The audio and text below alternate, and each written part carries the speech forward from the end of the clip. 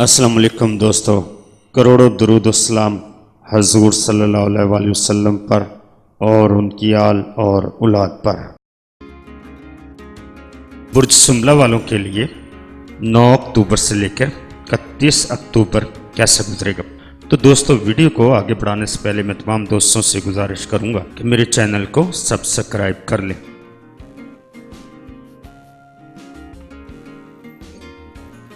Video کو آگے بڑھانے سے پہلے تھوڑا سا تعارف برج سنبلہ والوں کا۔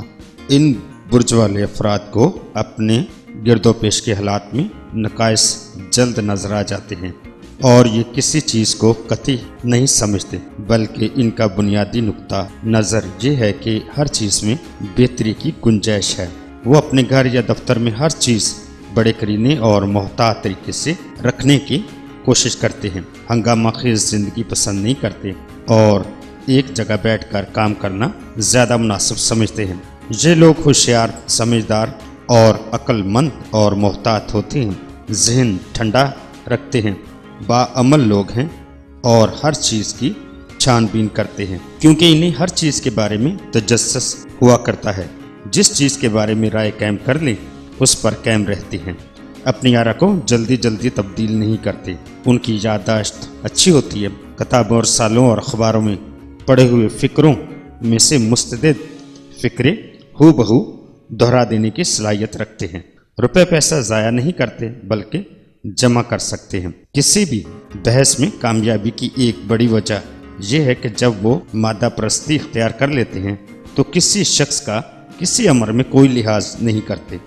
یہ لوگ قابل اعتماد، محنتی اور اچھے منتظم لوگ ہیں اور ہر کام ایک مخصوص طریقے سے سر انجام دینا پسند کرتے ہیں اور باقاعدہ ایک طریقہ بتاتے ہیں، اس کام کے اصول قائم کرتے ہیں، پھر اس طریقہ اور ان اصولوں پر سختی سے عمل پیرا ہو جاتے ہیں۔ ان کا ذہن تجربہ کرنے کی خصوصیت سے معمور ہے۔ جذباتی طور پر یہ افراد شفیق اور مہربان ہوتے ہیں۔ اب جانتے ہیں کہ برج سنبلہ والوں کے لیے اکتوبر 2019 کیسا گزرے گا۔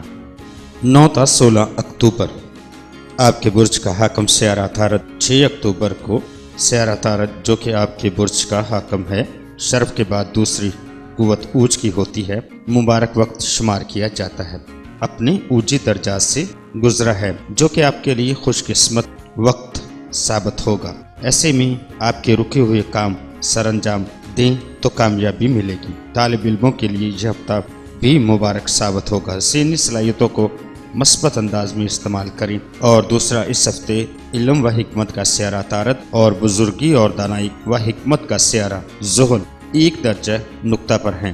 یہ درجہ آپ کی فطرتی بہترین خصوصیات کو نمایاں کر دے گا، زندگی میں مرضی کے مطابق تبدیلیاں لانے پر اکسائے گا اور صلاحیتوں کی نشوونما کے زائد مواقع لائے گا۔ آپ کسی بھی فلاحی یا روحانی سرگرمی میں ملوث ہیں تو آنے والا وقت قابل ذکر کامیابی لائے گا۔ آپ کو ایسا عہدہ یا پوزیشن مل جانے کی امکان ہے جس کا آپ تصور کرتے تھے۔